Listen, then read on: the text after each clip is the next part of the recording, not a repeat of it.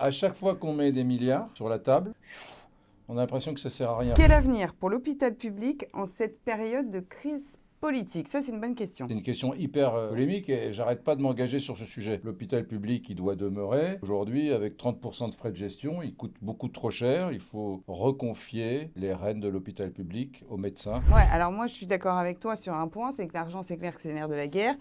Mais au-delà de la crise budgétaire, il y a quand même une crise structurelle à l'hôpital. Il y a une fuite du personnel, on n'arrive pas à les remplacer. Et pourquoi?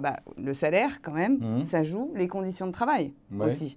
Donc, quel est l'équilibre là à avoir? À chaque fois qu'on met des milliards sur la table pour l'hôpital public, on a l'impression que ça sert à rien. Donc c'est pas que un problème de moyens, c'est aussi un problème de management. Tant qu'on n'aura pas fait face non plus aux déserts médicaux, on ne réglera pas le problème. Pourquoi? Parce que plus de médecins, notamment dans certaines zones en campagne, donc les gens vont vers l'hôpital public. En tout cas, ce qui est sûr, c'est que la santé, c'est un sujet qui est souvent la cible de désinformation, de fake news. Et pour ça, on a un nouveau rendez-vous sur LCI tous les dimanches de 11 h à midi, les vérificateurs. Je suis fan. Il y a un autre nouveau rendez-vous, midi 14h30, du lundi au vendredi, tous les jours, avec Magali Lunel, mesdames, messieurs, ça s'appelle Brunet sans filtre, et c'est gratuit. Et oui, et c'est pas souvent gratuit.